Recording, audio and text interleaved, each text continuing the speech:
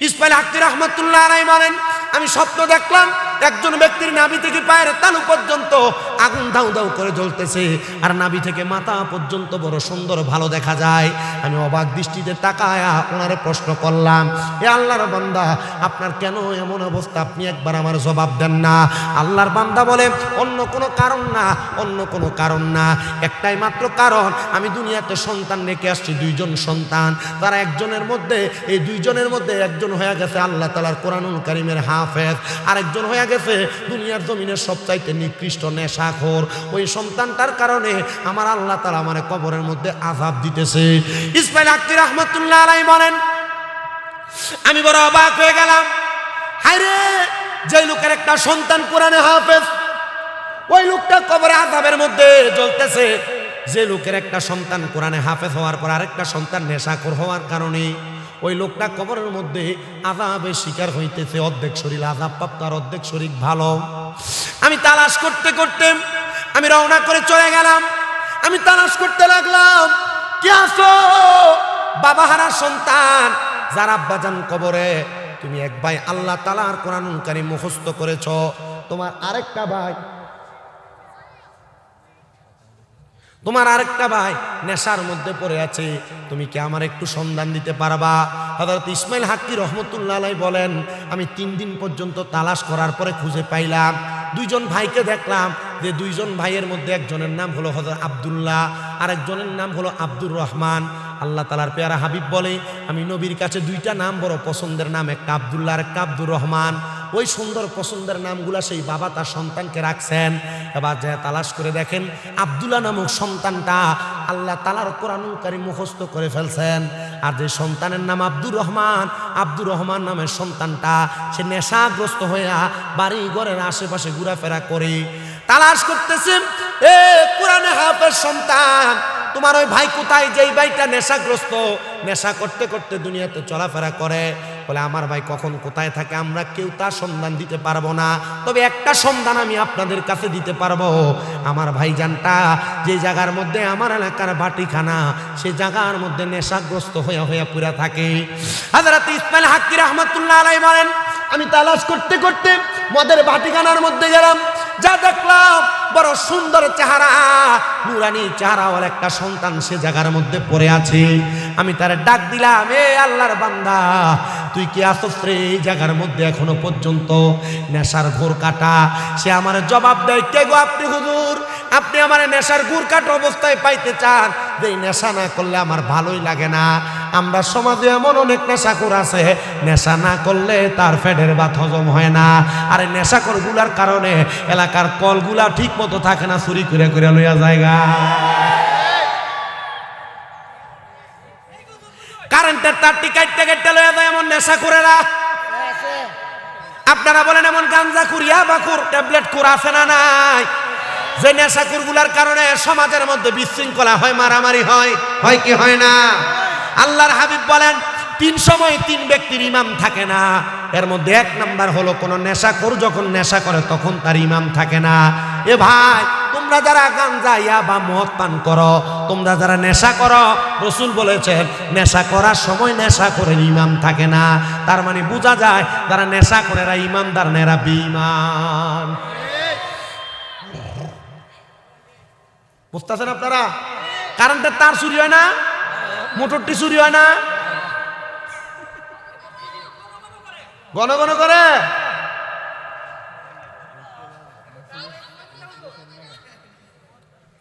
বেশি কথা কয় না, ছোট মানুষ।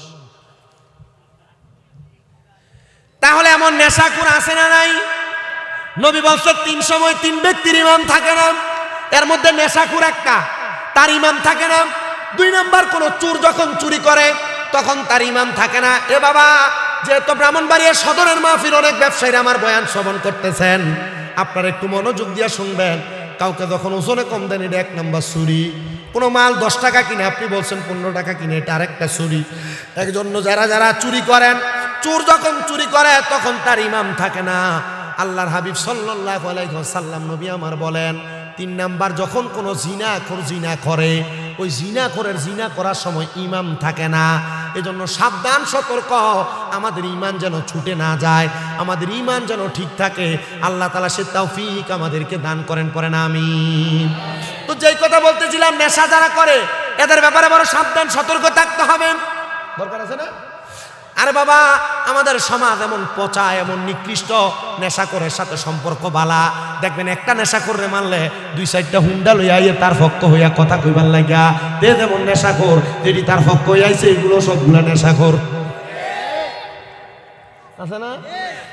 আল্লাহর নবীজির ঘোষণা, আব্দুল ইবনে আব্বাস রাদিয়াল্লাহু তাআলা আনহু থেকে হাদিস বর্ণিত, তিনি বলেন, কোন মানুষ যদি তার শরীরের পেশি শক্তি বাড়ানোর জন্য কোন নেশা করে এবং সন্ত্রাসের সাথে সম্পর্ক রাখে, আল্লাহর হাবিব বলে সে আমাদের দলভুক্ত না। তার মানে কোন মানুষ যদি সন্ত্রাসীর সাথে সম্পর্ক রাখে, কোন মানুষ যদি নেশাখোরের সাথে সম্পর্ক রাখে, নবী যদি বলে সে আমাদের দলভুক্ত না, তার মানে সে মুসলমানও না। এজন্য কোন নেশাখোর এবং সন্ত্রাসের সাথে সম্পর্ক রাখা যাবে। ওয়াজ যদি বুঝেন এখানেই রাখি, আর যদি কোন যে না বুঝছি না, তাহলে যদি সারা রাত পর্যন্ত কোরআন হাদিসের ওয়াজ চলে, কোনো কাজ হবে না। আর যদি বলেন হুজুর আমি ওয়াজ বুঝছি, এই জায়গায় শেষ। আমি আপনাদেরকে একটু মনোযোগ দিয়ে শোনার জন্য আহ্বান করছি। বাবা, উনি বলেন ওই নেশাখোর সন্তানটারে দেখলাম, এ সন্তান তুমি কি তোমার আব্বাজানকে দেখেছ? সন্তান বলে না, আমার বড় ভাই আমার আব্বাজানকে দেখেছে। আমি যখন আমার মায়ে 8 মাসের গর্ভে আমার আব্বাজান দুনিয়া থেকে ইন্তেকাল করেছে। হযরত ইসমাইল হাক্কি রহমতুল্লাহ আলাইহি বলেন, আমি বললাম কেমন সন্তান রে তুই, তোর আব্বাজান তোরে জন্ম দেওয়ার পরে তুই তোর আব্বাজানের চেহারা দেখোস নাই। আর আমি ইসমাইল হাক্কি স্বপ্ন দেখেছি তোর অপকর্মের কারণে তোর আব্বা কবর আযাবে জ্বলতেছে। আব্দুর রহমান নামক যুবকটা ডাক দিয়ে বলেন, এ হযরত ইসমাইল হাক্কি রহমতুল্লাহ আলাইহি, আপনি বলেন না আমার আব্বাজান কবরে কেমন অবস্থায় আছে, এটা যে আপনি বললেন আমার কারণে আযাবের শিকার। হুজুর কারণ কি? বলে তুমি যে নেশা করো, আল্লাহ তাআলা তুমি সন্তানের অপকর্মের কারণে তোমার আব্বার কবরে আযাব দিতেছে। এ মহিলারা যারা শুনতেছেন, আপনারা যারা বেপরদা চলেন, আপনাদের বেপরদার কারণে আপনার আব্বাজান কবরের আযাবের শিকার হবে, আপনার বেপরদার কারণে আপনার ভাই কবরের আযাবের শিকার হবে, আপনার বেপরদার কারণে আপনার স্বামী কবরের আযাবের শিকার হবে, আপনার বেপরদার কারণে আপনার সন্তান কবরের আযাবের শিকার হবে। রাহমাতুল লিল আলামিন নবী ঘোষণা করেন, দুনিয়া জমিনের মধ্যে যদি কোনো সন্তান এমন কোন কর্মের মাধ্যমে তার মা বাবার আযাবের শিকার করে, আল্লাহ তাআলা ওই সন্তানটাকে জালেম হিসেবে ময়দানে মাশরে তুলবেন। এবার ওই সন্তানটা ডাক দিয়ে কই, হুজুর এমন কোন নেক আমলের কথা বলেন যেই নেক আমলের মাধ্যমে আমি আমার আব্বাজানটারে দুনিয়ার জমিন থেকে কবরে শান্তিতে রাখতে পারবো। সন্তান ডাক দিয়ে যখন এই কথা বললেন, হযরতে ইসমাইল হাক্কি বলে, নেশাখোর মানুষ কখন কি করে বসে এটার কোনো গ্যারান্টি নাই। বলে আমি তোমাকে আমার দরবারে নিয়ে যাব, আর কিছু কাজ দিব, যে কাজগুলা করতে পারলে তুমি তোমার আব্বাজানকে কবরে আযাব থেকে মুক্তি দান করাইতে পারবা। সন্তান এই কথা শোনার পর হযরতে ইসমাইল হাক্কির সঙ্গে ওনার দরবারে চলে গেলেন। ইসমাইল হাক্কির সঙ্গে ওনার দরবারে যাওয়ার পর হযরতে ইসমাইল হাক্কি বলেন, আমার দরবারের সামনে যে পুকুর দেখতে পাও, পারবানি ওই পুকুরের মধ্যে একবার গোসল করার জন্য তুমি পবিত্র হয়ে আমার দরবারে প্রবেশ করো, আমি তোমার আব্বাজানের কবরের অবস্থা তোমার জানিয়ে দিব। সন্তান বলেন, আমার আব্বাজানের জন্য আমার মনের মধ্যে এমন একটা মায়ার ঢেউ লাগছে, আমি ওই পুকুরের মধ্যে গোসল করে যখন উঠলাম, হুজুর ওনার দরবারে আমার জায়গা দিলেন, আমার 100 দিরহাম দিলেন, আর আমারে বললেন 5 ওয়াক্ত নামাজ আদায় করার জন্য, আর ফজরের নামাজের আগে উঠা তাহাজ্জুদের নামাজ আদায় করার জন্য। আমি যদি এই ইবাদতগুলো করি, আমার আল্লাহ তাআলা আমার আব্বাজানকে মাফ করে দিবে। আমিও হুজুরের কথা মোতাবেক কথাগুলো শুনে বের হয়ে গেলাম, কিন্তু আমার হাতে যে 100 দিরহাম আছে, এই 100 দিরহামের লোভ আমি ছাড়তে পারলাম না। আমি 100 দিরহাম নিয়ে দৌড়ে মদের বাটিখানার মধ্যে গেলাম নেশা করার জন্য। কারণ খারাপ মানুষ, বাদ মানুষ ওই টাকা দিয়ে আবার নেশা করার জন্য মদের ভাটিখানায় চলে গেছে। আমি যা দেখলাম মদের ভাটিখানার যেই মদের দোকানের মালিক আমার যখনই দেখতো আমার ডাক দিয়া দিয়া তার দোকানে নিয়ে আমার বাকিতেও মদ দিত, কিন্তু ওই দিন আমার দেখার পর সে আমার দেখা দেখা পলায়ন করে চলে যায়। সুবহানাল্লাহ নাই? অন্যদিন ডাক দিয়ে না মদ খাওয়াইতো, আর ওর দিন টাকা নিয়ে গেছে কিন্তু দেখে পলাই গেছে গা। আমাদের সমাজ, আমাদের পরিবার, আমাদের অবস্থা যেটা, আমরা মদের দোকান যেখানে এটা টোড়ায় বাড়ি করে মদের দোকানে যায়, আর দুধওয়ালা দুধের বালতি লইয়া দুধের কলসি লইয়া বাড়ি বাড়ি যেয়ে দুধ বেছে। কিন্তু আমরা যেই দুধ বেছে এই দুধ শক্তি হবে খাই না, কিন্তু যেই নেশা করলে আমাদের কিডনি বাদ হবে, আমরা এটারে কই আছি এটা টোড়ায় বাড়ি করে। এটা খাইবার লাগে আকুরের মধ্যে দিয়ে বর্ডারের কাছে জায়গা, কি কথা নাই, আছে না নাই? বেশি আমার মুসলমান ইমানদার শুনেন এবার, যে মদের দোকানদার তারে ডাইকা ডাইকা নেশা দিত, ওই দিন ওই দোকানদার পালায়া পালায়া চলে যায়। তিনি বলেন আমি রাস্তা দিয়ে হাঁটি, মানুষ আমারে দেখে দেখে দৌড়ে দৌড়ে পালায়া যায়। আমি আমার বাড়িতে গেলাম, আমার স্ত্রী আমারে দেখে বেহুশ হয়ে পড়ে গেছে, আমার সন্তান আমারে দেখে বেহুশ হয়ে পড়ে গেছে। আমি তখন আমার স্ত্রী এবং সন্তান যখন সোজা কয় মুখটা লুকিয়ে প্রশ্ন করলাম, কি গো আমি না তোমার স্বামী, তুমি কেন এই জায়গার মধ্যে স্ত্রী এভাবে পড়ে গেলা? তুমি আমারে তোমার জবাবটা দিয়া দাও। তিনি জবাব দেয় অন্য কোনো কারণ না, আপনি যদি আব্দুর রহমান নামক আমার স্বামী হন, তাহলে আপনি যে এই জায়গার মধ্যে এমন ভাবে পড়ে রইলেন কারণটা কি? তিনি ডাক দিয়ে বলেন অন্য কোনো কারণ না, একটাই মাত্র কারণ, তোমার চেহারা বড় কুৎসিত, এজন্য তোমার এমন অবস্থা, আমি তোমারে দেখে পলায়ন করি বেহুশ হয়ে পড়ে যাই। তুমি আমার স্বামী না। আব্দুর রহমান বুঝতে পারলেন আল্লাহর হযরত ইসমাঈল হাক্কির কাছে যাওয়ার কারণে তিনি আমার এমন কোন হিকমতের মাধ্যমে আমার চেহারাকে কুৎসিত বানিয়ে দিয়েছেন। উনি দৌড়ে ইসমাঈল হাক্কির কাছে যায় বলেন, হে ইসমাঈল হাক্কি, আমার চেহারা যে কুৎসিত হয়ে গেল, কেউ আমার জায়গা দেয় না, এমনকি আমার আদরের স্ত্রী আমার জায়গা দেয় না, আপনি কি আপনার কাছে আমার জায়গা দিবেন? দেখছেন আল্লাহর ওলিদের হিকমত কেমন হিকমত। উনি বলেন আপনি কি আমার জায়গা দিবেন? উনি সাথে সাথে বলে, হে বাবা আব্দুর রহমান, আমি তোমারে আমার কাছে জায়গা দিব, তুমি আমার কাছে থাকতে পারো। ওই আব্দুর রহমান নামক সন্তানটা ইসমাঈল হাক্কির দরবারে একদিন দুই দিন করে 3 মাস পর্যন্ত অবস্থান করলেন। 3 মাসে আল্লাহর ওলির সোহবতে থাকার কারণে মস্তবি রুমির মধ্যে আল্লামা জালালউদ্দিন রুমি রহমাতুল্লাহ আলাইহি বলতেছেন, সোহবতে সালে তোরা সালে কুনাত, সোহবতে তালে তোরা তালে কুনাত। ভালো মানুষের সোহবতে থাকলে ভালো হইতে পারবা, বদ মানুষের সোহবতে থাকলে বদ হইয়া যাইবা। আল্লাহর ওলির সোহবতে থাকার কারণে 3 মাসের মাথায় ওই আল্লাহর বান্দা বলে, আমি এক ওয়াক্ত নামাজ না পড়লে আমার কাছে ভালো লাগে না, তাহাজ্জুদ না পড়লে ভালো লাগে না, আমি হুজুরের কথা মোতাবেক তাহাজ্জুদ করতে লাগলাম। 3 মাস এমন ভাবে ইবাদত করতে লাগলাম, আমার ইবাদতের প্রতি মনোযোগ লেগে গেছে। এবার আমি বলতে লাগলাম, হুজুর আপনি না 3 মাস আগে বলছেন আমার আব্বা আমার কারণে কবরের আযাবে জ্বলতেছে, হুজুর এবার আপনি বলেন না, আজকে 3 মাস তো আমি ইবাদত করি, আমার আব্বা কবরে কেমন আছে? হুজুর কই বিপদে ফালাইনি বেটা, আর আমি তো দেখছি স্বপ্নে, এখন তোর আব্বা কবরে কেমন আছে আমি কেমনে দেখাইতাম? এবার আপনারা বলেন আল্লাহর ওলিরা মুরিদানদেরকে এমন চক্ষু বন্ধ কইরা মুরাকাবার মাধ্যমে নবী দেখাইতে পারে কি পারে না? ভাইরা বাবারা বন্ধুরা, আমার সাবজেক্ট দিয়েছেন মা বাবার সম্পর্কে, আমার সাবজেক্টের মা বাবার সম্পর্কে কি বলবো ঠিক মতো উঠানো হয় নাই। এখন আমি যদি আপনারা বলি মা বাবার সম্পর্কে সাবজেক্ট, আপনারা বাড়িতে দেয়া মা বাপরে বেশি করে কিলাইবেন, বাড়িতে দেয়া মা বাপরে বাদ দিবেন না, বাড়িতে দেয়া মা বাপরে গালাগালি করবেন। আপনারা কি আমার কথা শুনবেন? কথা বলুন, কথা শুনবেন আপনারা না শুনবেন না? তার মানে বোঝা যায় মা বাবার খেদমত, মা বাবার উপর সন্তানের দায়িত্ব। এই আলোচনাটা আমি আপনাদের কাছে করার জন্য মাহফিল কমিটি আমার সাবজেক্টটা ঠিক করে দিয়েছেন। তাহলে আপনারা আমার কথার একটা জবাব দিবেন। আমার হাতে যেই বক্সটা দেখতেছেন, আপনারা বলেন এটা কিসের বক্স? আওয়াজ কম হয়েছে, জোরে বলেন কিসের বক্স?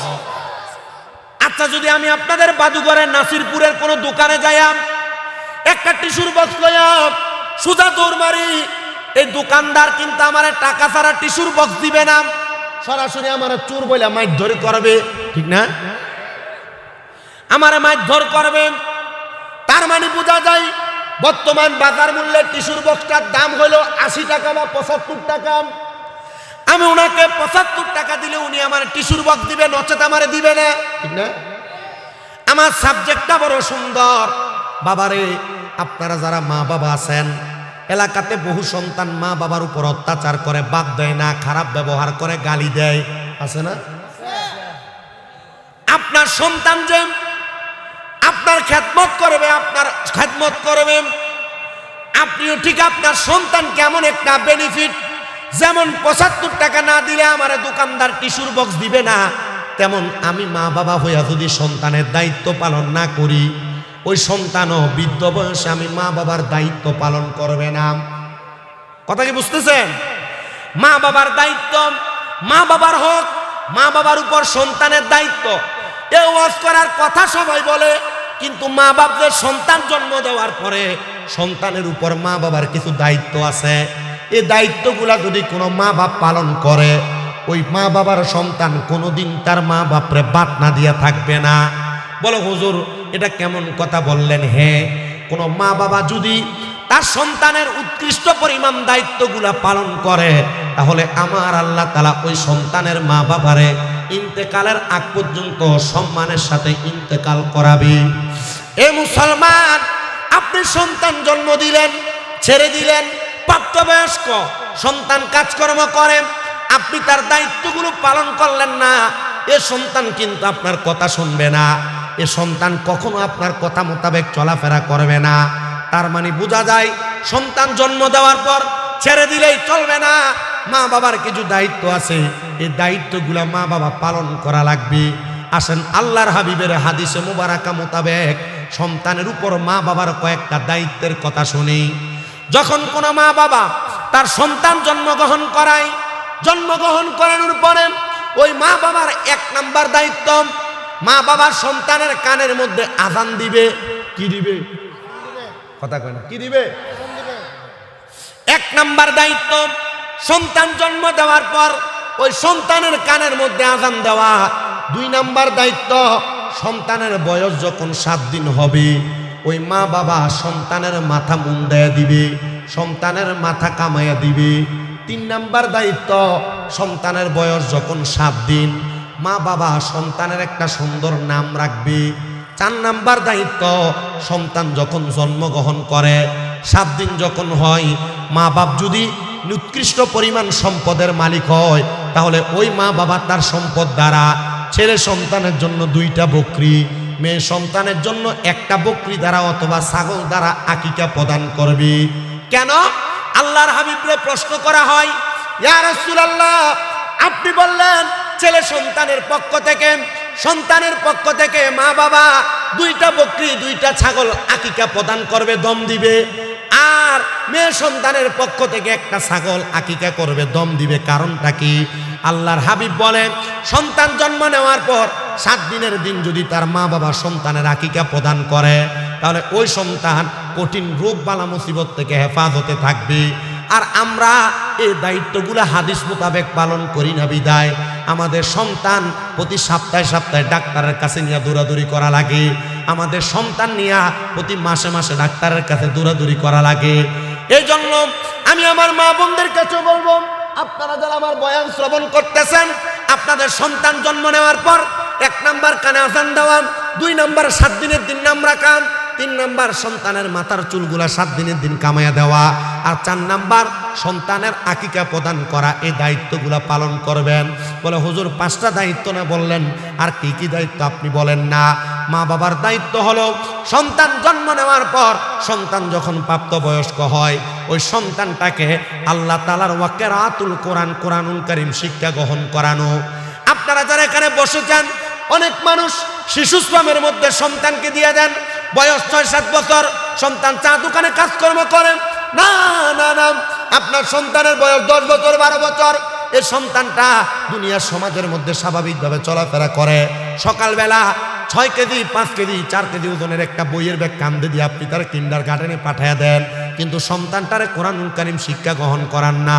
আল্লাহর হাবিব বলে, একটা সন্তান জন্ম দেওয়ার পরে মা বাবার 5 নাম্বার দায়িত্ব হলো সন্তানকে আল্লাহ তাআলার কোরআনুল কারীম শিক্ষা গ্রহণ করাবে। ইয়া রাসূলুল্লাহ, কোন মা বাবা যদি তার সন্তানকে কোরআনুল কারীম শিক্ষা গ্রহণ না করায়, আপনি নবী বলেন না, তাহলে ওই মা বাবার কেমন গুনাহ হবে, আর মা বাবা কেমন প্রতিদান পাবে? রাহমাতুল লিল আলামিন নবী আমার বলেন, দুনিয়ার জমিনে কোন সন্তান যদি কোরআনুল কারীম শিক্ষা গ্রহণ না করে, ওই সন্তানটা তার ইন্তেকালের পরে আল্লাহ পাক রব্বুল আলামিনের ফেরেশতারা তাকে ডাক দিবেন, সন্তান কোরআন তেলাওয়াত করো। সন্তান বলবে, আমার আম্মা আমার আব্বা জান আমারে কোরআনুল। আপনাদের কষ্ট হইতেছে? আমি আপনাদের এই সাইডটাতে আর আসি নাই, কিন্তু আপনাদের এদিক দিয়ে গতকালকে রাত্রেও গেছি, আমার গতকালকে মাহফিল বিজয়নগর ছিল, এখান দিয়ে গেছি। আজকে এখান থেকে যাইলে আগামীকালকে বিজয়নগরে মাহফিল। তা আমি এদিক দিয়ে রেগুলারই আসা যাওয়া করি, কিন্তু আমি এদিকে তাকাই, মাঝে মাঝে তাকাই। আল্লাহ দোয়া কবুল করছে যে আমাকে দাওয়াত দিছে, ওনার নাম না কি মুরব্বী যে দাওয়াত দিল, আমার নামটা মনে নাই, হ্যাঁ আচ্ছা হেফজু মিয়া, হ্যাঁ দাওয়াত করছে। তা আমি আপনাদের কাছে যে ওয়াজ করতেছি, আপনারা কি আমার ওয়াজটা বুঝতেছেন? আমি জানি না আপনারা কোন ধরনের ওয়াজ শোনেন, কিন্তু আমি ওটার সময় একবার কইছি হুজুর জিকিরটা দেওয়ান লাগবে কিজ্জা। আমি কই আমি যদি কিজ্জা জিকির দেই, আমরা সুন্নিরার এমনি হইছে বদনাম, বদনাম আছে না? হ্যাঁ, বদনামের অভাব নাই, বদনাম হোক। বাবাজি আমি কি ওয়াজ করি আপনি আমার ওয়াজ শোনেন। আমার সাথে আপনাদের দোয়ার বরকতে আহলে সুন্নাত ওয়াল জামাত আমরা যে আকীদাধারী, এই আকীদাধারা ছাড়াও অন্যান্য আকীদার বহু আলেমুল আমার সাথে কথোপকথন আছে, যোগাযোগ আছে। আপনারা হয়তো জানেন কিনা আমার কুমিল্লাতে 6-6টা মাদ্রাসা চলে। এই মাদ্রাসা থাকার কারণে বিভিন্ন দলের হুজুরের লগে, ওলামাই কেরামের লগে আমার লগে সম্পর্ক ভালো। তো এরা নিজেরাই কয় যে তোমার ওয়াজ যদি আমরা দলের কোনো মৌলবী সাহেব যদি একটা না শোনে, তাহলে আর জীবনে তোমার ওয়াজের বিরোধিতা করতো না। কথা বুঝছেন? আপনি কোন আইয়ে না দে সান দে বাথরুমে সিবা সাফার ভিতরে আর ছাদের উপরে বইবে আমার ওয়াজ হইনে কথা কন না গা আছে না? আমার ওয়াজ শোনেন আপনি। এই যে একটা হাদিস বলছি, একটা হাদিসের আমল করেন। আমি 10টা কথা বলছি, সব বরবাদ। একটা হাদিসের উপর আপনি আমল করেন, আপনি আমল করলে তো আপনি সওয়াব পাবেন। কথা বোঝে না? ঠিক আছে না? আমি যে একটা হাদিস বলছি, এই হাদিসের উপর আপনি আমল করেন। আমি খুতবার ভিতরে 2টা হাদিস তেলাওয়াত করছি, পারলে বিরোধিতা করার আগে আমার হাদিসের অনুবাদ করে দিবেন। আমার দাঁত ভেঙে দেবো, হাদিস তেলাওয়াত করবো। আমাদেরকে কুমিল্লা আলিয়া মাদ্রাসায় কামেলের যখন আমাদেরকে ফাইনাল ইয়ারের ফেকার যখন আমাদেরকে সবক দেয়, আমাদের উস্তাদ এবং আপনাদের ব্রাহ্মণবাড়িয়ার সন্তান যিনি আল্লামা আব্দুল মতিন রহমতুল্লাহ আলাইহি হুজুর ইন্তেকাল করছে। আমি আমার হাত দিয়ে আমি হুজুরের গোসল দিছি, আমি আমার উস্তাদের গোসল দিছি। হুজুরের ইন্তেকালের অসুস্থ হওয়ার বাক শেষ 17 দিন আমি হুজুরকে অনেক সোহবতে পাইছি, আমি হুজুরের সোহবতে থাকছি। হুজুর আমারও বলছে, আব্বাজি এখনকার যুগের ওয়াজ মাহফিলের মঞ্চটা একবার হাসি তামাশার মঞ্চ হয়ে গেছে। চেষ্টা করবা প্রত্যেক মাহফিলে 1-2টা সুন্নতের আমল অথবা 1-2টা হাদিসের আমল মানুষকে শিখিয়ে দিয়ে আসতা। এগুলো যদি শিখিয়ে দিয়ে আসো, তাহলে মানুষ এগুলোর উপর আমল করবে, তুমি বাচ্চা যাইবা, আল্লাহ তাআলা তোমারে আটকাবে না। তবে আমি আপনাদের কাছে যে বইলা দিয়া যায়, আপনারা যদি না শোনেন, তাহলে আমাদের কি এই হেদায়েতের রাস্তা খুঁজে পাওয়া কি সহজ হবে না কঠিন হবে? কঠিন হয়ে যাবে। এজন্য আমরা যা ওয়াজ করব, আমরা তার উপর আমল করব। দরকার আছে না নাই? তবে আপনাদেরকে আমরা একটা সতর্ক বাণী দিচ্ছি। আমরা সুন্নিদেরকে অনেকে বাউল আর ফাউল বলে সেতাই না। আমরা সুন্নিরা আমাদের জায়গা থেকে একটা বক্তব্য স্পষ্ট করে দিছি। এই যে কিছুদিন আগে বাউল আবুল সরকার কত সুন্দর করে দেখেন যে কইতেছে যে আল্লাহ কি এক মুখে কত রকমের কথা কয়, আল্লাহর গুয়া কোনটা মাথা কোনটা খুঁজে পাওয়া যায় না। আমরা কইছি যে এটা মুনাফেক আর বেঈমান, এটা জবানের ভিতরে আল্লাহ ঠাড়া ফালাক। আর নচেত আমি বাংলাদেশের যিনি প্রধান উপদেষ্টা ডক্টর মোহাম্মদ ইউনূসের কাছে একটা আবদার জানাইছি বারবার, আপনি যেহেতু প্রশাসনের মাধ্যমে আবুল সরকার অ্যারেস্ট করাইছেন, এক কইছে কুল আউযু বিরাব্বিন নাস মালিকিন নাস ইলাহিন নাস মিন শাররিল ওয়াসওয়াসিল খান্নাস আল্লাযী ইউওয়াসউইসু ফি সুদুরিন নাস মিনাল জিন্নাতি ওয়ান নাস। আল্লাহ বলে সূরা নাসের সব জায়গায় নাসার কথা কইছে। আমি বলছিলাম এমন একটা বাউল নামের ফাউল রে ধরে সিব্বা খাইতে দেন, তাহলে আর কোনো বাউল কখনো কোরআনুল কারীমের আয়াত নিয়ে বাজে মন্তব্য করবে না।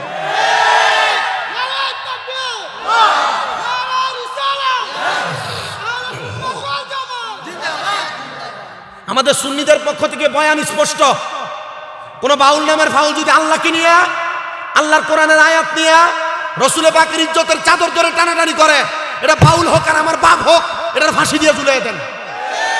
এমন একটা নাস্তিক মুরতাদ বেঈমান আর জিন্দিককে যদি ফাঁসি দিয়ে ঝুলিয়ে দেয়, বাংলাদেশে 2-1 কম পড়বে না। আপনারা কি কথা বুঝতেছেন? আপনি নাম দিলেন উরুস মুবারক, বেরিয়েতেন না স্টেজের ভিতরে না চাইলেন, এটা কি সুন্নিরা লাভ হইছে নাকি?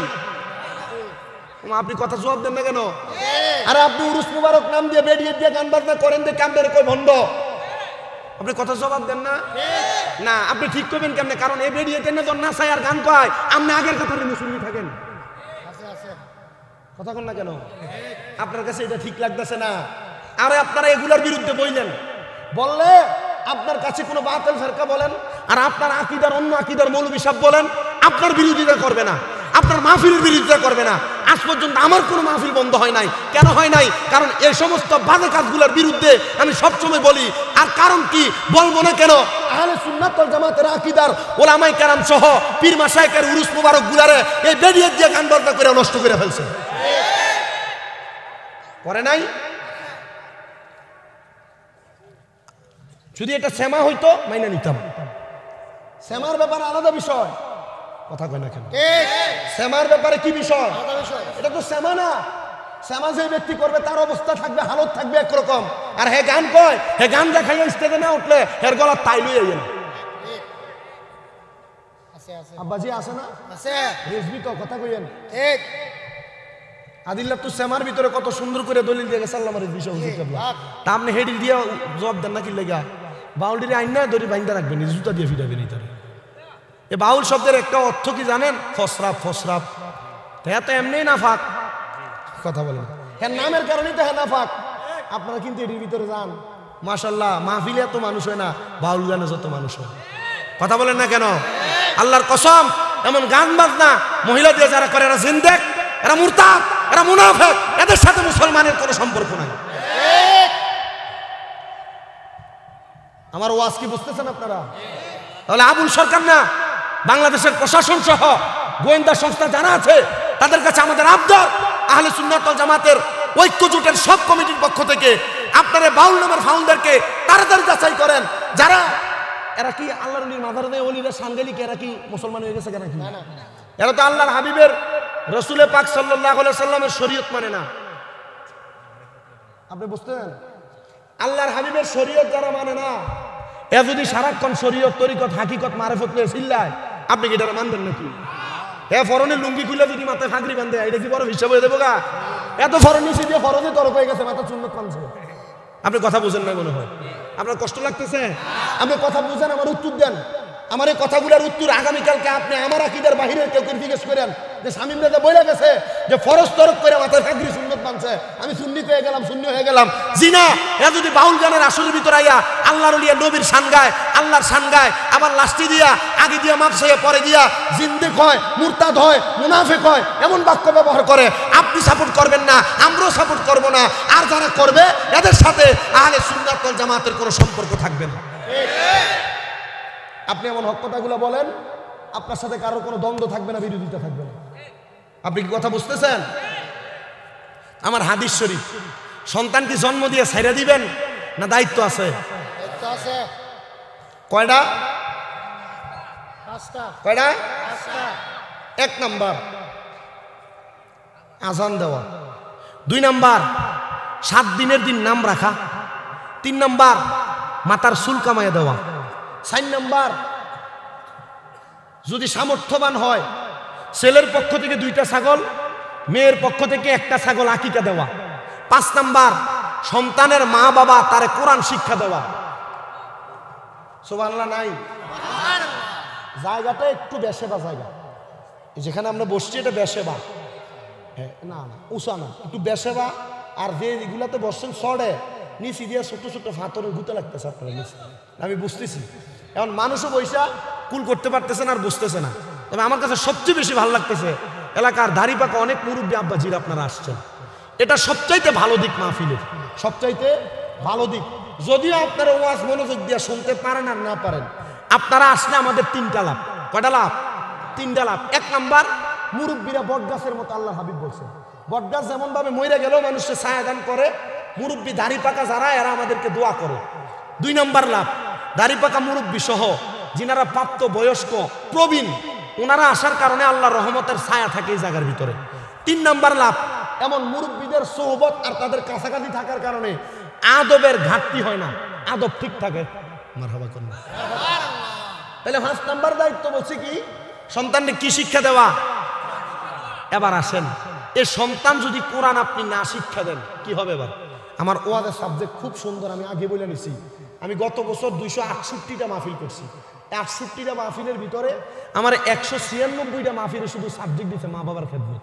কারণ কি, ইউটিউবে একটা ওয়াজ ভাইরাল হয়েছে, হুজুর আপনি দেখছি মা বাবার ওয়াজ করে কানছেন, এই ওয়াজটা দেখাই এক হুজুর এইটাই করে। আচ্ছা দোষটা কি আমার? এ বছর চলতেছে আমার স্বামী স্ত্রীর মহব্বতের একটা ওয়াজ ভাইরাল হয়েছে, আর কবর হাসরের যেখানে যাই হুজুর এই ওয়াজটা করলে মোটামুটি আমরা এলাকার ভিডিও সোজ হইব হুজুর। তখন আমি তো ফেরে দেখে ফেসে, তখন মানছি ওই ওয়াজ হইন না ইউটিউবে আবার এই ওয়াজ করলে আরে ওই ওয়াজ তো এইটাই, কারণ আর পারি না। তবে চেষ্টা করতেছি আপনাদেরকে আমি আজকে ধারাবাহিকভাবে আমার বয়ানটা শেষ পর্যন্ত নিতে। আমার সময় কি আর একটু আছে? ও বাকি আছে 1 ঘন্টা হইছে মাত্র। আমার মুসলমান ইমানদারেরা, যখন কোন সন্তানকে তার মা বাবা কোরআন না শিখায়া ওই সন্তানটাকে এমনি এমনি ছেড়ে দেয়, তখন ওই সন্তানটা কবরে যাওয়ার পর আল্লাহ তাআলার ফেরেশতারা প্রশ্ন করবেন, এ আল্লাহর বান্দা, তুমি তোমার জবান দ্বারা কোরআনুল কারীম তেলাওয়াত করো। তখন ওই সন্তান তার জবান দ্বারা কোরআনুল কারীম তেলাওয়াত করতে পারবে না। সন্তান তেলাওয়াত না করতে পারার পরে এমনি এমনি থাকবে না। সন্তান তখন বলবে, আমার মা বাবা আমারে কোরআনুল কারীম শিখায় নাই। দোষ দিব কারে? মা বাবারে দোষ দিয়া দিবে। আপনার সন্তান তখন আপনারে দোষারোপ করবে। আল্লাহর হাবিব সাল্লাল্লাহু আলাইহি ওয়াসাল্লাম নবী আমার ঘোষণা করতেছেন, উম্মতের দলেরা, তখন ওই ফুলসেরাতের কিনারার মধ্যে ওই সন্তানের মা বাপকে ডাকা হবে, আহ্বান করা হবে। এ কোরআন তেলাওয়াত শিক্ষা গ্রহণ না করানো সন্তানের মা বাবা, তোমরা এবার তোমাদের সন্তানের সামনে চলে আসো। সন্তানের সামনে যখন আসবেন, ওই সন্তানটাকে বলা হবে, এরাই কি তোমার মা বাবা? তারা জবাব দিবে, হ্যাঁ এরাই আমার মা বাবা। তখন এই জবাব পাওয়ার সাথে সাথে সন্তানের বাবাটাকে ফুলসেরাতের পুলের উপরে সুন্দর করে লম্বা করে শোয়া দিবে, যে ফুলসেরাতের নিচে আমার আল্লাহ তাআলা হাবিয়া নামক জাহান্নাম দোজক সাজাইছেন। আর ওই আগুনের জিহ্বাটা ফুলসেরাতের পুলের উপর পর্যন্ত আসে। সন্তানের বাবার এক হাতকে দিবে ফুলসেরাতের এক পারে, আর পাগুলা দিবে আরেক পারে। সন্তান তখন ডাক দিয়া বলা হবে, এ সন্তান, তুমি যেহেতু তোমার আব্বা জানের উদর, তোমার আম্মা জানের উদর থেকে, তোমার আব্বা জানের রসম থেকে তুমি দুনিয়াতে আগমন করেছ, তোমার আব্বা আম্মা এই দুইজনের জন্য এখন তুমি দায়ী। মারহাবা পড়েন না? আমাদের প্রধান বক্তা চলেছে, একটু জোরে থাকবি। না রে থাকবি, আরে রিসালাত। হুজুর কি স্টেজে আসবে? আচ্ছা, তাহলে জিরে আমার যে খাওয়াইছেন এটি ভালো করে খাওয়াই। মারহাবা কন, মারহাবা। তাহলে মোটামুটি আমরা টেনশন নাই। আমরা আবুল কাশিম মুড়ি হুজুরের মনে চলে আসছে না? কোন মুড়িদের ঘরে আছে? হুজুরের বহুত মুরিদ আছে, আমি জানি মুরিদের ঘরে আছে। আমি সালাই, আপনারা শুধু একটু বসেন। ঘন্টাখানিক আসেননি আপনারা? ইনশাআল্লাহ আল্লাহ কবুল করুক, আমিন পড়েন। আল্লাহর হাবিব মুহাম্মদুর রাসূলুল্লাহ সাল্লাল্লাহু আলাইহি ওয়াসাল্লাম নবী আমার বলেন, উম্মত, ওই সন্তানের মা বাপকে ডাকার পরে সন্তানের বাবাকে ফুলসেরাতের পুল বানানো হবে। বাবার হাতগুলা থাকবে একবারে, পাগুলা থাকবে আরেক পারে। যেই সন্তান আপনার গায়ের সাথে একবার পাও লাগলে আপনারা 2 বার 3 বার সালাম করে, রহমতের নবী বলেন, তখন ওই সন্তানকে বলা হবে, তুমি তোমার আব্বা জানের বুকের মধ্যে পাড়া দিয়া ফুলসেরাতরা পার হও। চিন্তা করে দেখেন, কাল ময়দানে মাশরে আপনার সন্তান আপনার বুকের মধ্যে পাড়া দিয়া ফুলসেরাত পার হইতে চাইবে। ইয়া রাসূলুল্লাহ, ইয়া হাবিবাল্লাহ, নবী আপনার কাছে জানতে চায়, তখন কি ওই মা বাবার কোনো কিছু করার থাকবে না? নবী আমার বলে, না না না, সন্তান যদি প্রাপ্তবয়স্ক হওয়ার পরে নিজ দায়িত্বে কোরআনুল কারীম না শিক্ষা গ্রহণ করে, সন্তান তার আব্বাজানের বুকে পাড়া দেওয়ার সাথে সাথে ওই সন্তান এবং তার আব্বাজান তারা দুইজন একসাথে জাহান্নামের হাবিয়ার মধ্যে অতল গহ্বরে পড়ে যাবে। ইয়া রাসূলুল্লাহ, তার মানে বুঝতে পারলাম আপনি আমাদেরকে বলতেছেন আমরা যেন আমাদের সন্তানকে কোরআনুল কারীম শিক্ষা দেয়। আল্লাহর হাবিব বলে, এই 5টা দায়িত্ব যদি কোনো মা বাবা তার সন্তানের উপর লালন পালন করে দায়িত্বগুলো পালন করে, তাহলে ওই সন্তান কোনোদিন তার মা বাবার দায়িত্ব অবহেলা করবে না। আল্লাহর হাবিব বলেন, দুনিয়ার জমিনে কোনো সন্তান প্রাপ্তবয়স্ক হওয়ার পরে ওই সন্তানের উপর মা বাবার উপর যে দায়িত্বগুলো পতিত হয়, এর মধ্যে সন্তানের মা বাবা বৃদ্ধ হওয়ার পর সন্তান তার মা বাবার ভরণ পোষণের দায়িত্ব নিবে, চিকিৎসার দায়িত্ব নিবে, মা বাবার সাথে সুন্দর আচরণ করে খেদমতের ব্যবস্থা করবে এবং মা বাবাকে দুনিয়াতে এমনভাবে পরিচালনা করবে যেমনভাবে বাগানের একটা ফুলকে পরিচর্যা করা হয়। ইয়া রাসূলুল্লাহ, বুঝতে পারলাম। তাহলে আপনি নবী বলেন না, এমন পরিচর্যার কারণে আমার আল্লাহ তাআলা বান্দাটারে কেমন নিয়ামত প্রদান করে দেয়। নবী আমার বলেন, উম্মত আমার, দুনিয়ার জমিনে কোনো সন্তান যদি তার পিতা মাতার এমন পরিচর্যা করে, আমার আল্লাহ তাআলা ওই সন্তানটারে এমন নিয়ামত দান করে, যেই নিয়ামতের কারণে সন্তান বড় ধনী হয়ে যায়, আল্লাহর দরবারে বড় প্রশংসিত বান্দা হয়ে যায়। বলে হুজুর কিভাবে বুঝবো? আল্লাহ তাআলার একজন খাস বন্ধু হযরতে ইসমাইল হাক্কি রহমতুল্লাহ আলাইহি উনি বলেন, আমার একটা কাজ ছিল, আমার কাজ হলো প্রত্যেকদিন ফজরের নামাজের পরবর্তী সময় আমি ইসমাইল হাক্কি আমার মসজিদের মধ্যে বসে বসে আল্লাহ তাআলার দরবারে তাসবিহ জপন করতাম। তো একদিন সারা রাত্র ইবাদত করার কারণে ফজরের নামাজের পরে আমি তাসবিহ আদায় না করে আমার নামাজের মুসল্লার মধ্যে মাথা ফালে আমি ঘুমায় গেলাম। এমন টাইমে আমি তাকে দেখলাম নামাজের মুসল্লার ভিতরে আমি যখন ঘুমায় গেলাম, আমি দেখতে পাইলাম এমন একজন ব্যক্তি আমার চোখের সামনে স্বপ্নে চলে আসছে, যেই ব্যক্তির নাভি থেকে পায়ের তালু পর্যন্ত আগুন ধাউ ধাউ করে জ্বলতেছে। আর একজন ব্যক্তিকে দেখলাম যার নাভি থেকে মাথার তালু পর্যন্ত তার শরীরটা বড় সুন্দর দেখা যায়। আমি অবাক হয়ে গেলাম, হতবিলম্বিত হয়ে গেলাম। আমি প্রশ্ন করলাম, এমন অবস্থা কেন? কি কারণে আপনার এমন অবস্থা? তিনি আমার জবাব দেন, অন্য কোনো কারণ না, এটার কারণ হলো আমার দুইটা সন্তান, যে দুইটা সন্তান আমি আব্বাজানকে কবরের মধ্যে আযাবের শিকার করাইতেছি। আপনাদের যাদের মা কবরে, আপনাদের যাদের বাবা কবরে, আপনারা মনে করতেছেন মা বাবা কবরে চলে গেছে, আমি দুনিয়াতে রং তামাশার ফুর্তি করে করে সময় কাটাইলে মনে হয় আমার সময় কাটবে। না না না, সন্তানের এমন কোনো অপকর্ম করবে না যে অপকর্মের কারণে তার মা বাবা কবরের আযাবের শিকার হবে। আপনি সন্তান হইয়া দুনিয়াতে যদি কোনো অপকর্মের কারণে আপনার মা বাবা কবরের আযাবের শিকার হবে, আল্লাহর হাবিব সাল্লাল্লাহু আলাইহি সাল্লাম ঘোষণা করতেছে, দুনিয়ার জমিনে সন্তানের এমন কোনো নেক আমলের কারণে আল্লাহ তাআলা তার মা বাবারে কবরের মধ্যে নাজাত প্রদান করে। ইয়া রাসূলুল্লাহ, তাহলে বুঝতে পারলাম আমরা সন্তানরা ভালো কাজ করলে মা বাবা কবরে ভালো থাকবে, আমরা সন্তানরা দুনিয়াতে ভালো কাজ করলে মা বাবা কবরে ভালো থাকবে, আমরা সন্তানরা দুনিয়াতে খারাপ কাজ করলে মা বাবা কবরে খারাপ থাকবে। ইসমাইল হাক্কি রহমাতুল্লাহ আলাইহি বলেন, আমি স্বপ্ন দেখলাম একজন ব্যক্তির নাভি থেকে পায়ের তালু পর্যন্ত আগুন দাউ দাউ করে জ্বলতেছে, আর নাভি থেকে মাথা পর্যন্ত বড় সুন্দর ভালো দেখা যায়।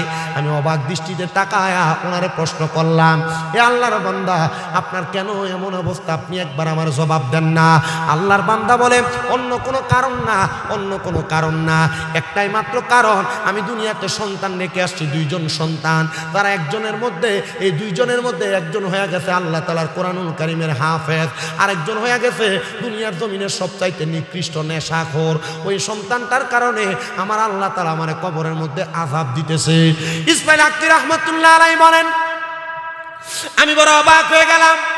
হায়রে, যে লোকের একটা সন্তান কোরআনে হাফেজ, ওই লোকটা কবরে আযাবের মধ্যে জ্বলতেছে। যে লোকের একটা সন্তান কোরআনে হাফেজ হওয়ার পর আরেকটা সন্তান নেশাখোর হওয়ার কারণে ওই লোকটা কবরের মধ্যে আযাবের শিকার হইতেছে। অর্ধেক শরীর আযাব প্রাপ্ত আর অর্ধেক শরীর ভালো। আমি তালাশ করতে করতে আমি রওনা করে চলে গেলাম। আমি তালাশ করতে লাগলাম, কে আছো? বাবা হারা সন্তান, যার আব্বাজান কবরে, তুমি এক ভাই আল্লাহ তাআলার কোরআনুল কারীম মুখস্থ করেছ, তোমার আরেকটা ভাই নেশার মধ্যে পড়ে আছে, তুমি কি আমার একটু সন্ধান দিতে পারবা? হযরত ইসমাইল হাক্কি রহমতুল্লাহ আলাইহি বলেন, আমি 3 দিন পর্যন্ত তালাশ করার পরে খুঁজে পাইলাম। দুইজন ভাইকে দেখলাম, যে দুইজন ভাইয়ের মধ্যে একজনের নাম হলো হযরত আব্দুল্লাহ, আর একজনের নাম হলো আব্দুর রহমান। আল্লাহ তাআলার পেয়ারা হাবিব বলে, আমি নবীর কাছে দুইটা নাম বড় পছন্দের নাম, একটা আব্দুল্লাহ আর একটা আব্দুর রহমান। ওই সুন্দর পছন্দের নামগুলা সেই বাবা তার সন্তানকে রাখছেন। এবার যা তালাশ করে দেখেন, আব্দুল্লাহ নামক সন্তানটা আল্লাহ তাআলার কোরআনুল কারীম মুখস্থ করে ফেলছেন। আর যে সন্তানের নাম আব্দুর রহমান নামের সন্তানটা সে নেশাগ্রস্ত হইয়া বাড়ি ঘরের আশেপাশে ঘোরাফেরা করে। তালাশ করতেছেন, এ কোরআনে হাফেজ সন্তান, তোমার ওই ভাই কোথায়? যেই ভাইটা নেশাগ্রস্ত, নেশা করতে করতে দুনিয়াতে চলাফেরা করে। বলে, আমার ভাই কখন কোথায় থাকে আমরা কেউ তার সন্ধান দিতে পারবো না, তবে একটা সন্ধান আমি আপনাদের কাছে দিতে পারবো। আমার ভাইজানটা যে জায়গার মধ্যে আমার এলাকার বাটিখানা, সেই জায়গার মধ্যে নেশাগ্রস্ত হইয়া হইয়া পুরা থাকে। হযরত ইসমাইল হাক্কি রাহমাতুল্লাহ আলাইহি বলেন, আমি তালাশ করতে করতে মদের বাটিখানার মধ্যে গেলাম। যা দেখলাম, বড় সুন্দর চেহারা, নুরানি চেহারাওয়ালা একটা সন্তান সে জায়গার মধ্যে পড়ে আছে। আমি তার ডাক দিলাম, এ আল্লাহর বান্দা, তুই কি আসছ রে এই জায়গার মধ্যে এখনো পর্যন্ত? নেশার ঘোর কাটা। সে আমার জবাব দেয়, কে গো আপনি? হুজুর, আপনি আমার নেশার গুড় কাটা অবস্থায় পাইতে চান, যে নেশা না করলে আমার ভালোই লাগে না। আমরা সমাজে এমন অনেক নেশাখোর আছে, নেশা না করলে তার পেটের ভাত হজম হয় না। আর এই নেশাখোর গুলার কারণে এলাকার কলগুলা ঠিক মতো থাকে না, চুরি করে করে লইয়া জায়গা।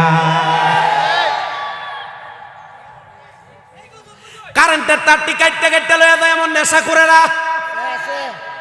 আপনারা বলেন এমন গাঞ্জাখোর, ইয়াবাখোর, ট্যাবলেটখোর আছে না নাই? যে নেশাখোর গুলার কারণে সমাজের মধ্যে বিশৃঙ্খলা হয়, মারামারি হয়, হয় কি হয় না? আল্লাহর হাবিব বলেন 3 সময় 3 ব্যক্তির ইমাম থাকে না। এর মধ্যে 1 নাম্বার হলো কোন নেশাখোর যখন নেশা করে তখন তার ইমাম থাকে না। এ ভাই, তোমরা যারা গাঞ্জা ইয়াবা মদ পান করো, তোমরা যারা নেশা করো, রাসূল বলেছেন নেশা করার সময় নেশাখোরের ইমাম থাকে না। তার মানে বোঝা যায় যারা নেশা করে এরা ইমানদার না, এরা বেঈমান। বুঝতেছেন আপনারা? কারেন্টের তার চুরি হয় না, মোটরটি চুরি হয় না, ঘন ঘন করে।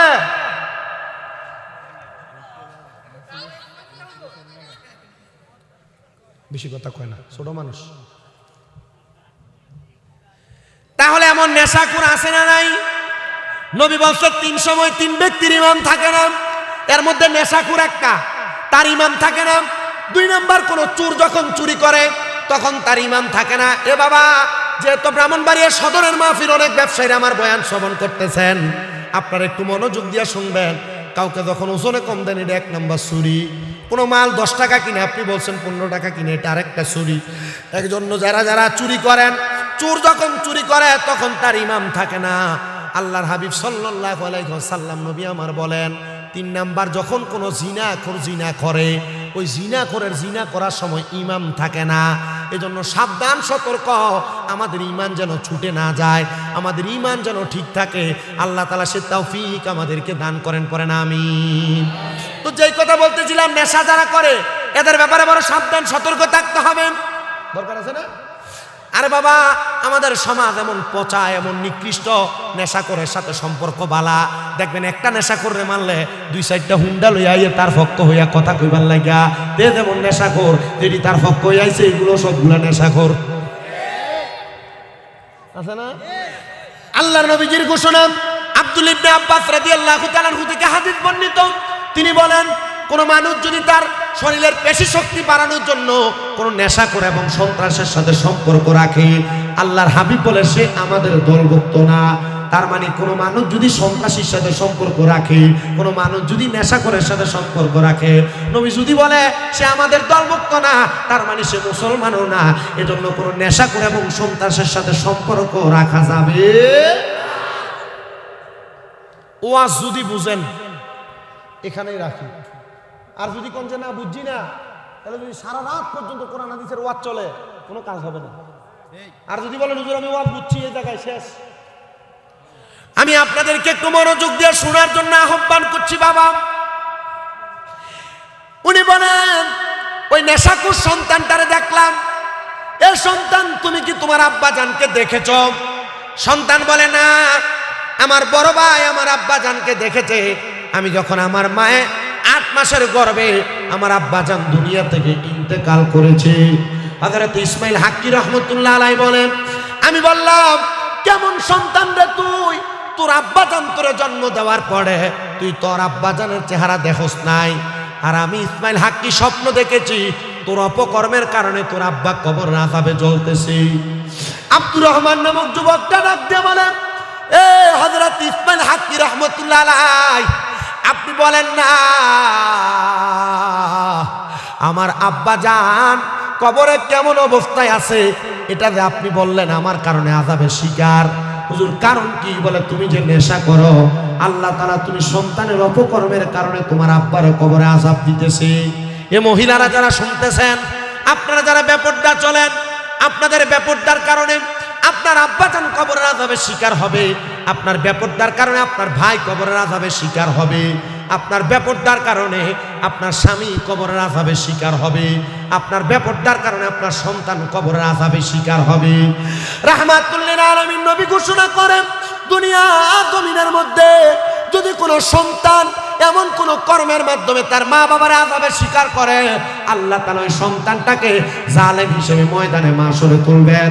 এবার ওই সন্তানটা ডাক দিয়ে কই, হুজুর এমন কোন নেক আমলের কথা বলেন যেই নেক আমলের মাধ্যমে আমি আমার আব্বা জানটারে দুনিয়ার জমিন থেকে কবরে শান্তিতে রাখতে পারবো। সন্তান ডাক দিয়ে যখন এই কথা বললেন, হযরতে ইসমাইল হাক্কি বলে, নেশাখোর মানুষ কখন কি করে বসে এটার কোনো গ্যারান্টি নাই। বলে আমি তোমাকে আমার দরবারে নিয়ে যাব, আর কিছু কাজ দিব, যে কাজগুলা করতে পারলে তুমি তোমার আব্বা জানকে কবরে আযাব থেকে মুক্তি দান করাইতে পারবা। সন্তান এই কথা শোনার পর হযরতে ইসমাইল হাক্কির সঙ্গে ওনার দরবারে চলে গেলেন। ইসমাইল হাক্কির সঙ্গে ওনার দরবারে যাওয়ার পর হযরতে ইসমাইল হাক্কি বলেন, আমার দরবারের সামনে যে পুকুর দেখতে পাও, পারবানি ওই পুকুরের মধ্যে একবার গোসল করার জন্য তুমি পবিত্র হয়ে আমার দরবারে প্রবেশ করো, আমি তোমার আব্বা জানের কবরের অবস্থা তোমার জানিয়ে দিব। সন্তান বলেন, আমার আব্বা জানের জন্য আমার মনের মধ্যে এমন একটা মায়ার ঢেউ লাগছে, আমি ওই পুকুরের মধ্যে গোসল করে যখন উঠলাম, হুজুর ওনার দরবারে আমার জায়গা দিলেন, আমার 100 দিরহাম দিলেন, আর আমারে বললেন 5 ওয়াক্ত নামাজ আদায় করার জন্য, আর ফজরের নামাজের আগে উঠা তাহাজ্জুদের নামাজ আদায় করার জন্য। আমি যদি এই ইবাদতগুলো করি, আমার আল্লাহ তাআলা আমার আব্বা জানকে মাফ করে দিবে। আমিও হুজুরের কথা মোতাবেক কথাগুলো শুনে বের হয়ে গেলাম, কিন্তু আমার হাতে যে 100 দিরহাম আছে, এই 100 দিরহামের লোভ আমি ছাড়তে পারলাম না। আমি 100 দিরহাম নিয়ে দৌড়ে মদের বাটিখানার মধ্যে গেলাম নেশা করার জন্য। কারণ খারাপ মানুষ, বাদ মানুষ ওই টাকা দিয়ে আবার নেশা করার জন্য মদের ভাটিখানায় চলে গেছে। আমি যা দেখলাম মদের ভাটিখানার যেই মদের দোকানের মালিক আমার যখনই দেখতো আমার ডাক দিয়া দিয়া তার দোকানে নিয়ে আমার বাকিতেও মদ দিত, কিন্তু ওই দিন আমার দেখার পর সে আমার দেখা দেখা পলায়ন করে চলে যায়। সুবহানাল্লাহ নাই? অন্যদিন ডাক দিয়ে না মদ খাওয়াইতো, আর ওর দিন টাকা নিয়ে গেছে কিন্তু দেখে পলাই গেছে গা। আমাদের সমাজ, আমাদের পরিবার, আমাদের অবস্থা যেটা, আমরা মদের দোকান যেখানে এটা ট্রয়ে বের করে মদের দোকানে যায়, আর দুধওয়ালা দুধের বালতি লইয়া দুধের কলসি লইয়া বাড়ি বাড়ি যেয়ে দুধ বেছে। কিন্তু আমরা যেই দুধ বেছে এই দুধ শক্তি হবে খাই না, কিন্তু যেই নেশা করলে আমাদের কিডনি বাদ হবে, আমরা এটারে কই আছি এটা ট্রয়ে বের করে এটা খাইবার লাগে আকুরের মধ্যে দিয়ে বর্ডারের কাছে জায়গা। কি কথা নাই, আছে না নাই? বেশি আমার মুসলমান ইমানদার শুনেন, এবার যে মদের দোকানদার তারে ডাইকা ডাইকা নেশা দিত, ওই দিন ওই দোকানদার পালায়া পালায়া চলে যায়। তিনি বলেন, আমি রাস্তা দিয়ে হাঁটি, মানুষ আমারে দেখে দেখে দৌড়ে দৌড়ে পালায়া যায়। আমি আমার বাড়িতে গেলাম, আমার স্ত্রী আমারে দেখে বেহুশ হয়ে পড়ে গেছে, আমার সন্তান আমারে দেখে বেহুশ হয়ে পড়ে গেছে। আমি তখন আমার স্ত্রী এবং সন্তান যখন সোজা হয়ে মুখটা লুকিয়ে প্রশ্ন করলাম, কি গো, আমি না তোমার স্বামী, তুমি কেন এই জায়গার মধ্যে স্ত্রী এভাবে পড়ে গেলা? তুমি আমার তোমার জবাবটা দিয়া দাও। তিনি জবাব দেয়, অন্য কোনো কারণ না, আপনি যদি আব্দুর রহমান নামক আমার স্বামী হন, তাহলে আপনি যে এই জায়গার মধ্যে এমন ভাবে পড়ে রইলেন, কারণটা কি? তিনি ডাক দিয়ে বলেন, অন্য কোনো কারণ না, একটাই মাত্র কারণ, তোমার চেহারা বড় কুৎসিত, এজন্য তোমার এমন অবস্থা, আমি তোমারে দেখে পলায়ন করি, বেহুশ হয়ে পড়ে যাই, তুমি আমার স্বামী না। আব্দুর রহমান বুঝতে পারলেন আল্লাহর হযরতে ইসমাইল হাক্কির কাছে যাওয়ার কারণে তিনি আমার এমন কোন হিকমতের মাধ্যমে আমার চেহারাকে কুৎসিত বানিয়ে দিয়েছেন। উনি দৌড়ে ইসমাইল হাক্কির কাছে যায় বলেন, হে ইসমাইল হাক্কি, আমার চেহারা যে কুৎসিত হয়ে গেল, কেউ আমার জায়গা দেয় না, এমনকি আমার আদরের স্ত্রী আমার জায়গা দেয় না, আপনি কি আপনার কাছে আমার জায়গা দিবেন? দেখছেন আল্লাহর ওলিদের হিকমত কেমন হিকমত। উনি বলেন, আপনি কি আমার জায়গা দিবেন? উনি সাথে সাথে বলে, হে বাবা আব্দুর রহমান, আমি তোমারে আমার কাছে জায়গা দিব, তুমি আমার কাছে থাকতে পারো। ওই আব্দুর রহমান নামক সন্তানটা ইসমাইল হাক্কির দরবারে একদিন 2 দিন করে 3 মাস পর্যন্ত অবস্থান করলেন। 3 মাসে আল্লাহর ওলির সোহবতে থাকার কারণে মস্তবি রুমির মধ্যে আল্লামা জালালউদ্দিন রুমি রহমাতুল্লাহ আলাইহি বলতেছেন, সোহবতে সালে তোরা সালে কোনাত, সোহবতে তালে তোরা তালে কোনাত। ভালো মানুষের সোহবতে থাকলে ভালো হইতে পারবা, বদ মানুষের সোহবতে থাকলে বদ হইয়া যাইবা। আল্লাহর ওলির সোহবতে থাকার কারণে 3 মাসের মাথায় ওই আল্লাহর বান্দা বলে, আমি 1 ওয়াক্ত নামাজ না পড়লে আমার কাছে ভালো লাগে না, তাহাজ্জুদ না পড়লে করলে ভালো লাগে না। আমি হুজুরের কথা মোতাবেক তাহাজ্জুদ করতে লাগলাম। 3 মাস এমন ভাবে ইবাদত করতে লাগলাম, আমার ইবাদতের প্রতি মনোযোগ লেগে গেছে। এবার আমি বলতে লাগলাম, হুজুর আপনি না 3 মাস আগে বলছেন আমার আব্বা আমার কারণে কবরের আযাবে জ্বলতেছে। হুজুর এবার আপনি বলেন না, আজকে 3 মাস তো আমি ইবাদত করি, আমার আব্বা কবরে কেমন আছে? হুজুর কই বিপদে ফালাইনি বেটা। আর আমি তো দেখছি স্বপ্নে, এখন তোর আব্বা কবরে কেমন আছে আমি কেমনে দেখাইতাম? এবার আপনারা বলেন, আল্লাহর ওলিরা মুরিদানদেরকে এমন চক্ষু বন্ধ কইরা মুরাকাবার মাধ্যমে নবী দেখাইতে পারে কি পারে না? মুর্শিদ আমার আল্লাহর বন্ধু, কোন সন্দেহ না আয়ো রে, আমি মুর্শিদি নামে বড় শান্তি পাই। কন না একটু মোহাব্বতে, গাউসে পাক আমার আল্লাহর বন্ধু, কোন সন্দেহ না আয়ো রে, আমি মুর্শিদি নামে বড়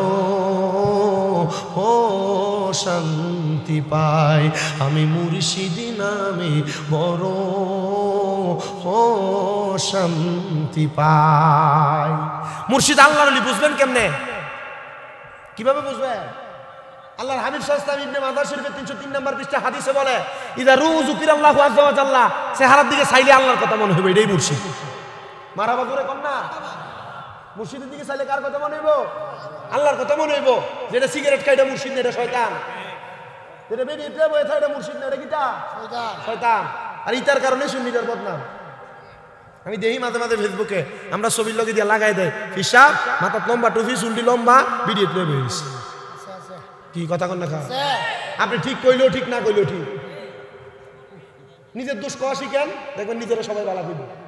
আপনি তো আপনার দোষ করেন না, আপনি মনে করেন যে আমরা সুন্নি দেখিয়া আমরা জিতা করি, তো মনে হয় বালা। জি না। আল্লাহ আপনারা হেদায়েত দান করুন, আমিন পড়েন, আরো জোরে কোন আমিন। হে মুসলমান ইমানদার, হে নবীর উম্মত, শোনো এবার ছেলে 3 মাস পরে কয়, হুজুর আপনারা বলছেন আমার আব্বা আমার কারণে কবরে আযাবের শিকার, তাইলে হুজুর আজ 3 মাস পর্যন্ত ইবাদত করি, এবার আপনি আমারে বলেন না আমার আব্বা জান কবরে কেমন আছে? হুজুর কে এটা ফেসে ফেলাই দিছে আমারে। আমি কেমনে তোরে দেখাইতাম? তোর আব্বারে তো আমি স্বপ্ন দেখছি ফজরের নামাজের পরে, আমি কেমনে দেখাইতাম? আল্লামা ইবনে সিরিন তার স্বপ্নের কিতাবের তাবিরের কিতাবে লিখতেছে, কোন সন্তান কোন এলাকার মানুষ যদি কোনো মানুষকে স্বপ্ন দেখে তাহলে এই অবস্থাটা বড় ভালো। স্বপ্নে মানুষ এই জন্য দেখা দেয়, তারে দেখা দেয় সেই ব্যক্তি তার জন্য উপকারে আসবে। আপনি যদি আপনার মারে, বাবারে, দাদারে, দাদিরে, বংশের কোনো মানুষের স্বপ্ন দেখেন, মনে রাখবেন স্বপ্ন এমনে দেখায় না, তাদের দোয়ার প্রয়োজন, এই জন্য তারা স্বপ্ন দেখায়। এই জন্য মা বাপরে আমরা সুন্নি যারা আছি, মা বাপের স্বপ্ন দেখলে আমরা মিলাদ পড়াই, দোয়া করাইনি।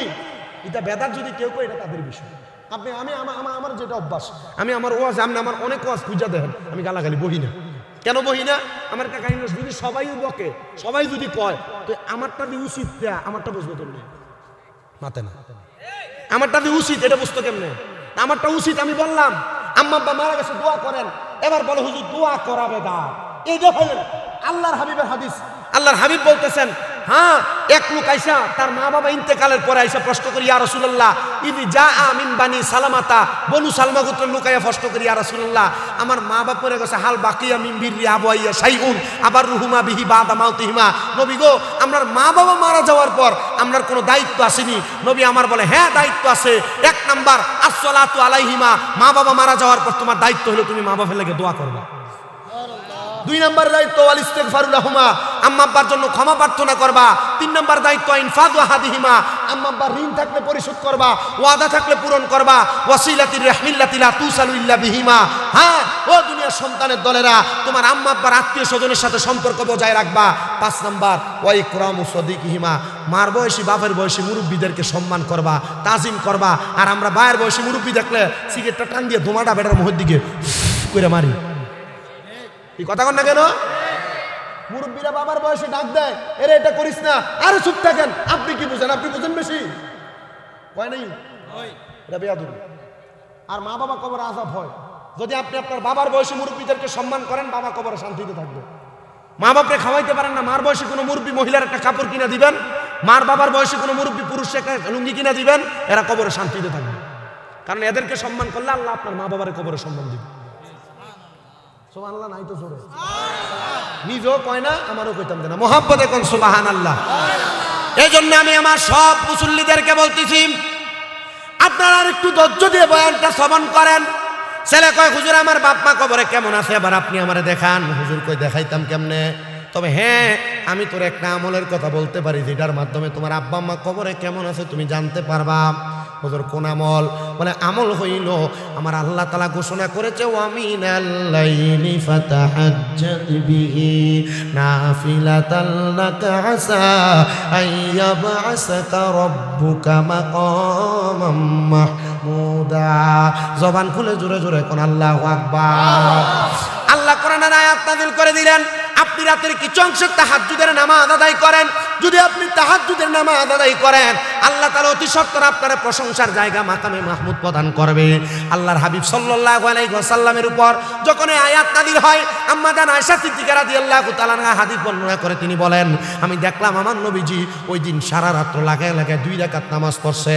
আমার নবীজি সিজদা এত লম্বা, নবীজি সিজদার মধ্যে পড়ে কান্না করতে করতে আমি তাকায় দেখলাম আমার নবীর চোখ মুবারকগুলো লাল লাল হয়ে গেছে, আমার নবীজির চোখ মুবারক বায়া বায়া পানি পড়তেছে। আমি প্রশ্ন করলাম, ইয়া রাসূলুল্লাহ, ইয়া হাবিবাল্লাহ, আপনি কেন এমন ভাবে কান্না করেন? নবী আমার ডাক দিয়ে কয়, আয়েশা রে, আমার আল্লাহ বলছে আমি যদি তাহাজ্জুদের নামাজ পড়ি, আমি নবী যা চাই আমার আল্লাহ তাআলা মাকামে মাহমুদ আমি নবীরে দান করবে। আমি নবী আল্লাহর কাছে দোয়া করেছি, আল্লাহ আমার উম্মত গুনাহগার, আমার উম্মত 5 ওয়াক্ত নামাজের পাশাপাশি তাহাজ্জুদের নামাজ পড়বে, আপনি বলেন না আপনি আমার উম্মতের কি দান করবে? আম্মা জান আয়েশা বলে, ইয়া রাসূলুল্লাহ, আপনার দোয়া আল্লাহ ফিরিয়ে দিবেন, আপনি মুস্তাজাবাতুদ দাওয়াত, আপনি কোন দোয়া করলে আল্লাহর সাথে সাথে দোয়া কবুল করবে। ইয়া রাসূলুল্লাহ, আপনি বলেন না আমার আল্লাহ তাআলা আপনি নবীরে কি উপহার দিয়েছে? নবী আমার কয়, আয়েশা, আমার উম্মত তাহাজ্জুদের নামাজ পড়া যে মহিলার গর্ভে সন্তান নাই, যদি সন্তান চায় আমার আল্লাহ মহিলার সন্তান দান করবে। যার চাকরি নাই চাকরির ব্যবস্থা করে দিবে, বিদেশ যাওয়ার চেষ্টা করে ব্যবস্থা করে দিবে, অসুস্থতা দূর করে দিবে। এবার আপনারা বলেন যে তাহাজ্জুদের নামাজের কারণে আমার আল্লাহ এত নিয়ামত দান করবে, আমরা সে তাহাজ্জুদ নামাজ পড়ার দরকার আছে না নাই? হযরত ইসমাইল হাক্কি রাহমাতুল্লাহ আলাইহি বলে, বাবা, এ বাবা, আমি তোমার আদেশ করতেছি তুমি তাহাজ্জুদের নামাজ পড়ো। মারহাবা কর। কি নামাজ? হুজুর 5 ওয়াক্তই তো পড়ি না, তাহাজ্জুদ কেমনে পড়বো? আল্লাহর কসম করে বলি, সারা বাংলাদেশ ও সারা বিশ্বে যত আল্লাহর ওলি দেখেন, এমন একজনও ওলি নাই যারা তাহাজ্জুদ করে ওলি হইছে না। প্রত্যেক আল্লাহর ওলি জীবনে তাহাজ্জুদের নামাজ আছে। শুধু 5 ওয়াক্ত নামাজ না, আল্লামা ফরিদউদ্দিন আত্মার রহমতুল্লাহ আলাইহি লিখিত একটা কিতাব তাফসীরাতুল আউলিয়া, ওই কিতাবের মধ্যে 288 জন আল্লাহর ওলি জীবনী আছে। এর মধ্যে একজন ছাড়া 287 জন আল্লাহর ওলি সবাই তাহাজ্জুদের নামাজ পড়া পড়া ওলি হইছি। ছেলেরা আদেশ করলেন, যদি তোর আম্মা আব্বা কবরে কেমন আছে জানতে চাস, তাহাজ্জুদের নামাজ পড়। ওই হযরত আব্দুর রহমান নামক ছেলেটা ডাক দিয়ে বলে, আমি তাহাজ্জুদের নামাজের মুসল্লায় দাঁড়ায় গেলাম, একটানা 3 দিন পর্যন্ত তাহাজ্জুদ নামাজ পড়ে পড়ে আল্লাহর দরবারে কান্না করতে লাগলাম। আমি দেখলাম রে, 3য় দিন যখন আমি তাহাজ্জুদ নামাজ পড়ে পড়ে কান্না করলাম, আমি কান্না করার পর হঠাৎ করে দেখলাম সুন্দর সাদা রঙের পোশাক পরা একটা মানুষ আমার সামনে, যার চেহারার মধ্যে থেকে নূরের একটা তাজাল্লি আমার চোখের মধ্যে লাগতেছে। ওই নূরের তাজাল্লি দেখে দেখে আমি আমার চোখ খুলতে পারতেছিলাম না। আমি প্রশ্ন করলাম, আনন্দ আপনি কে গো? আমি তো আপনারা চিনি না, কারণ সে তো তার মায়ের গর্ভে ছিল 8 মাসের, তার বাবা তখন মারা যায়। সে প্রশ্ন করে, কে আপনি? উনি ওনার মুখের কাপড়টা উঠাইয়া আমার কপালের মধ্যে একটা চুম্বন করলেন, আর আমারে জবাব দেয়, আমি হইলাম তোমার আব্বা জান। বাবা জান, আপনার না দেহের একটা অংশ আগুনের মধ্যে দাউ দাউ করে জ্বলতেছে, এখন দিয়ে আমি দেখতেছি আপনার শরীরটা বড় সুন্দর নূরানি দেখা যায়, আলোকিত দেখা যায়। উনি জবাব দেয়, তুমি সন্তান গত 3 মাস পর্যন্ত ইবাদত করার কারণে আমার আল্লাহ তাআলা আমি আব্বার কবরে আযাব মাফ কইরা আমি আব্বা জানের কবরটারে নাজাতের ফয়সালা করে দিয়েছি। এ সন্তান, আমি আপনাদের সবার কাছে একটাই মাত্র আবেদন করতে চাই, এখানে অনেক সন্তান আছেন যাদের বাবা কবরে, যাদের মা কবরে, আপনারা মা বাবারে কবরে শোয়া দিয়া আপনারা এই মাহফিলের মধ্যে আইসা বসছেন। এমন অনেক মুরব্বী আছেন মা বাবার কবরস্থানের সামনে নিলে কোনটা কবর চিনিয়েও দিতে পারবেন না। এমন অনেক সন্তান আছে মা বাবা ইন্তেকাল করার পরে সপ্তাহ না, মাসে না, বছরে একবার মা বাবার কবরের সামনে যাও না জিয়ারত করার জন্য। আমি তোমাদের কাছে আবদার জানাই সন্তানের দল, কোনো মা বাবা ইন্তেকাল করার পরে কোনো সন্তান যদি তার মা বাবার কবরের সামনে প্রত্যেক বৃহস্পতিবার আসরের নামাজের পর থেকে শুক্রবার মাগরিবের নামাজের আগ পর্যন্ত তার মা বাবার কবরের সামনে যাইয়া হাত বাড়ায় রব্বির হামহুমা কামা রব্বায়ানি সগীরা বইলা দোয়া করে, আর চোখের মনি কোঠার মধ্যে একটা মাছির মাথা পরিমাণ পানি ছেড়ে কান্না করে, ওই পানি মাটিতে পড়ার আগে আমার আল্লাহ তাআলা তার মা বাবার জীবনের গুনাহ মাফ করে দেয়। জানেননি আল্লাহর হাবিব বলেন, একটা মৃত ব্যক্তি কবরে থাকলে যদি তার হালে আওলাদ তার সন্তানেরা ওই মৃত ব্যক্তির জন্য দোয়া করে, সমুদ্রের মধ্যে ডুবে যাচ্ছে এমন একটা ব্যক্তি হঠাৎ করে নৌকা নিয়ে যায় তারে উদ্ধার করলে সে যত খুশি হয়ে যায়, একটা মা বাবা ইন্তেকাল করার পরে তার সন্তান তার জন্য দোয়া করলে মা বাপ তেমন খুশি হয়ে যায়। আমি জানি না আজকের মাহফিলে কোন সন্তান এমন মা হারায়া বসছ, আমি জানি না আজকের মাহফিলে কোন সন্তান এমন আব্বা জানরে হারায়া বসছ। আবার আরেক জাতের সন্তান আছে মা বাপ বেঁচে আছে, বেঁচে থাকা অবস্থায় ওই মা বাবার মতো রত্নরে যত্ন করে না। এ সন্তান পারলে দাও তোমার পাও আমার সামনে দাও, আমি আমার জিহ্বা দিয়া তোমার পাওটা পরিষ্কার করে দিব। সন্তান যদি মা বাপরে ধমক দিয়া কথা কও, বাত না দাও, তোমার মতো সুতার আমার দরকার নাই। ব্রাহ্মণবাড়িয়া সবচেয়ে বড় আলেম দিয়া যদি ওয়াজ মাহফিল করাও আর মা বাপরে বাত না দাও, মা বাপরে ধমক দাও, বুড়া বুড়ি কইয়া ডাক দাও, আল্লাহর কসম তোমার এমন ওয়াজ দিয়া কোনো লাভ হবে না। যদি কেউ ধমক দিয়া থাকো, মা বাপকে জুদা করে দিয়ে থাকো, মা বাপরে ভাত না দাও, এমনও আছে মা বাবার খানা খাওয়ানি নিয়ে এলাকাতে বিচার বসে। সন্তান তোমার কাছে আমি পায়ে হাত দিয়ে করজোরে আবদার জানাই, ওই মা বাবার কাছে আজকে মাহফিল থেকে বাড়িতে যা মাপ চাইবাম। আজকের মাহফিল কবুল হবে কি হবে না এটার গ্যারান্টি আমি দিতে পারবো না, তবে একটা গ্যারান্টি দেওয়া যায়, আগামীকালকে যদি দেখো এই নাসিরপুরের চৌরাস্তা মোড়ে কোনো দোকানদারের মধ্যে দোকানদারের কাছে মুরব্বীরা বলতেছি, হ্যাঁ শামীম দাদার ওয়াজ শুইনা আমার সন্তান আমার পায়ে ধরে মাপ চাইছে, কিন্তু আমার সন্তান কোনোদিন আমার সাথে কোনো অন্যায় করে নাই। আপনারা মনে করতেছেন মা বাবার পায়ে ধরলে শিরিক হবে, বেদাত হবে। না না না, আমি মাদ্রাসায় কামেরে ফাইনাল পরীক্ষা দিব, আমি আমার এলেমের জোর দিয়ে ওয়াজ করি না। আমি যেদিন শুনছি মা বাবার পায়ের মধ্যে চুমা দিলে আল্লাহর জান্নাতের চৌকাটে চুমা দেওয়ার স্বাদ পাওয়া যায়, আমি ওই দিন মাদ্রাসায় ক্লাস 6-7 পড়া অবস্থায় আমি আমার মা বাবারে ঘুমন্ত অবস্থায় পায়ে চুমা দিছি। আর এটার বরকতে আল্লাহ তাআলা আমার সুন্দর সুন্দর জায়গায় নেয়, আল্লাহ আমার সুন্দর মাহফিলের স্টেজে বক্তা বানায় বসায়। আপনাদের দোয়ায় কুমিল্লাতে আমার দিয়া 6টা মাদ্রাসা করাইছে আল্লাহ। আমি বিশ্বাস করি এগুলো আমার মায়ের দোয়া। সন্তান আমি জানি না মাহফিল কবুল হবে কিনা, তবে যদি আগামীকালকে শোনো দোকানে বৈশা কোনো মুরব্বীরা বলে হ্যাঁ এই ছোট মানুষ কুমিল্লা থেকে আসছে শামীম দাদা, তার ওয়াজ শুই না আমার সন্তান বাড়িতে যে আমার পায়ে ধরে মাপ চাইছে, মনে করবা মাহফিল আল্লাহ তাআলার দরবারে কবুল হয়ে গেছে। কিন্তু অনেকে চিন্তা করে হুজুর যাদের বাড়িতে আব্বা আছে তারা বাড়িতে যে বাবার পায়ে ধরে মাপ চাইবে, আমার তো আব্বা নাই, আমি কার পায়ে ধরে মাপ চাইবো। অনেকে চিন্তা করে হুজুর যাদের বাড়িতে মা আছে তারা বাড়িতে যে মার পায়ে ধরে মাপ চাইবে, আমার তো মা নাই, আমি কার পায়ে ধরে মাপ চাইবো। সন্তান চিন্তা করবেন না, আখিরি মুনাজাতের মধ্যে রব্বির হামহুমা কামা রব্বায়ানি সগীরা বলে আপনার মা বাবার জন্য দোয়া করা হবে। তখন যদি আপনি কান্না করে করে দোয়া করতে পারেন, আল্লাহ তাআলা আপনার মা বাবারে মাফ করে দিবে। এমন অনেক সন্তান আছে যাদের বাবা মা তারে কষ্ট করে মানুষ করছে, বাবা মার কাছে টাকা পয়সা ছিল না, এখন সন্তান তুমি লাখ লাখ টাকার মালিক, কিন্তু তোমার মা বাপরে তুমি খাওয়াইতে পারো না, মা বাপরে পড়াইতে পারো না, মা বাবা কবরের বাসিন্দা।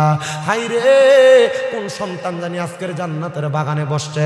সন্তান আমি তোমাদের কাছে করজোরে আবদার করি, মা বাপ যদি কবরে থাকে, যদি সম্ভব হয় প্রত্যেক শুক্রবার জুমার দিনে জুমার নামাজ পড়া মা বাবার কবরের সামনে যে হাতটা বাড়ায় বাড়ায় দোয়া কইরো, দেখবা আমার আল্লাহ তাআলা মা বাবার দোয়ার বরকতে তুমি সন্তানকে মাফ করে দিবে। সন্তানের দল আবদার জানাই রে, মা বাপ কবরে, ওই মা বাপ যদি দুনিয়াতে বাইচা থাকতো, তুমি মা বাবার পায়ে ধরে মাপ চাইতা, মা বাবার কাছে ক্ষমা প্রার্থনা করতা, মা বাবার কাছে তুমি ক্ষমা প্রার্থনা করতা। সন্তান এখন মা বাবা কবরে, মা বাবা বেঁচে নাই, মা বাপ যদি বাইচা থাকতো, যদি তুমি প্রতি মাসে 1000 টাকার কইরা ফল কিনা খাওয়াইতা, 12 মাসে 12,000 টাকা তোমার মা বাবার পেছনে লাগতো। মা বাপ যদি বেঁচে থাকতো, ওই মা বাপকে যদি তুমি খানা খাওয়াইতা, তাহলে 12 মাসে যদি প্রতি মাসে 2000 করে হিসাব করো, তাহলে 12 মাসে 24,000 টাকা তোমার মা বাবার পেছনে লাগতো। এখন মা কবরে, মনটা চাইলেও তোমার আম্মা জানকে ভালো কোনো খাবার তুমি খাওয়াইতে পারো না। বাবা কবরে, বাবা জানকে চাইলেও কোনো খাবার তুমি খাওয়াইতে পারো না। সন্তান তোমাদের কাছে করদরে আবদার জানায়, মা বাপ বেঁচে থাকলে তো মা বাপরে খাওয়াইতা, আমি এমন একটা সন্তান চাই। বলে হুজুর আমার মা কবরে, আমার আম্মার জন্য আমি আগামী বছর মাহফিল হবে, আমি 10,000 টাকা দান করে দিব। দান করতে পারে না। সাদ ইবনে উতবা রাদিয়াল্লাহু তাআলা আনহু, উবাদা রাদিয়াল্লাহু তাআলা আনহু, তিনি বলেন আমি যুদ্ধের ময়দানে ছিলাম, আমি আমার নবীজির দরবারে আগমন করলাম। অতঃপর আমি আমার বাড়িতে যাওয়ার পর্যায়ে দেখলাম আমার আম্মা জান দুনিয়া থেকে বিদায় নিছেন, আমি জানাজাও পাই নাই, দাফনও পাই নাই। আমার মা ইন্তেকাল করেছেন, আমার মা কবরে চলে গেছে। আমি দৌড়ে রহমতের নবীর দরবারে গেলাম, ইয়া রাসূলুল্লাহ, আমি আমার মায়ের জানাজাও পাই নাই, দাফনও পাই নাই।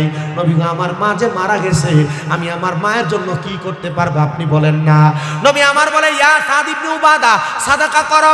হযরতে সাদ ইবনে উবাদা বলে ইয়া রাসূলুল্লাহ, আপনি সাক্ষী থাকেন, আপনার সাক্ষী রেখা আমার মিকওয়াদা নামক একটা খেজুরের বাগান আছে, এই বাগানটা আমি আমার মায়ের জন্য আল্লাহর হস্তে সদকা করে দিলাম।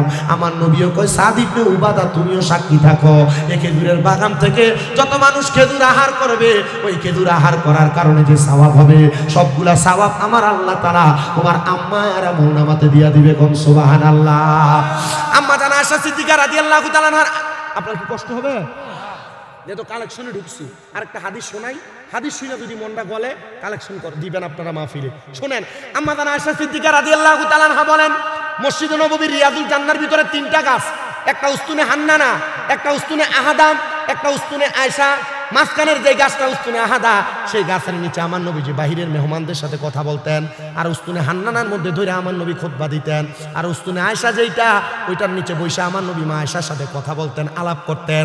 মা আয়েশা বলেন আমি আমার নবীর সাথে সেই জায়গায় বসাম, এমন টাইমে বনু কুরায়জা গোত্রের একজন মহিলা এসে আল্লাহর হাবিবরে বলি ইয়া রাসূলুল্লাহ, আমার মা ইন্তেকাল করছে, কিন্তু মারা যাওয়ার সময় আমার আম্মা জান কালেমা পড়ছে, কালেমা পড়ার সময় আমার মার জবানটা বোবা হয়ে গেছে, আমার মা কিছু বলতে পারে নাই, কিন্তু আমার মায়ের অনেক সম্পদ, আমার বিশ্বাস আমার মা যদি কথা বলতে পারতো, আমার মা তার সম্পদ থেকে আল্লাহর রাস্তার মধ্যে দান করতো। ইয়া রাসূলুল্লাহ, আমার মা যে আমার এত সম্পদ দিয়ে গেল, আপনি বলেন না আমার মায়ের সম্পদ থেকে যদি আমি দান করি তাহলে আল্লাহকে আমার মারে কবরে কিছু দিবে নাকি? নবী আমার ডাক দিয়া কয়, হে মহিলা বনু কুরায়জা, শোনো, তুমি তোমার মায়ের পক্ষ থেকে পানি দান করো। পানি দেখেন মক্কা মদিনায় গেলে টাকের মধ্যে বইরা বইরা আইনা হাদিস আবদারে পানি দেয়, পানি, এটা আল্লাহর নবীর সুন্নত। মা বাপ মারা যাওয়ার পর যদি পানি বিতরণ করা হয়, খাবার বিতরণ করা হয়, মা বাবার জন্য দোয়া করা হয়, তাহলে আল্লাহ তাআলা মা বাপরে মাফ করে দেয়। ওই মহিলা কই ইয়া রাসূলুল্লাহ, সাক্ষী থাকেন, মদিনাতুল মুনাওয়ারার পাশে আপনি নবীরে সাক্ষী রাইখা আমি একটা কূপ খনন করে দিলাম। আল্লাহর নবী কয় তুমিও সাক্ষী থাকো, তোমার মার এই কূপের মধ্যে থেকে যারা যারা পানি আহার করবে, আমার আল্লাহ তাআলা এই পানি আহার করে যে সওয়াব হবে তোমার মার আমলনামায় দিবে। ওই মহিলা বলে পরের দিন এসে আমি আমার নবীরে বললাম ইয়া রাসূলুল্লাহ, আমি স্বপ্ন দেখেছি আমার আম্মা জান হাউজে কাউসারের পানি পান করতেছে। একজন সন্তান, হুজুর মা বাপ যদি বাইচা থাকতো, প্রতি মাসে 1000 টাকার ফল কিনা খাওয়াইলে, আমি তো 12 মাসে 12,000 টাকা খাওয়াইতাম। একজন কবেন হুজুর আমি 10,000 টাকা দিব, আমার আম্মার জন্য দোয়া করেন, আমার আব্বার জন্য দোয়া করেন আগামী বছর। এক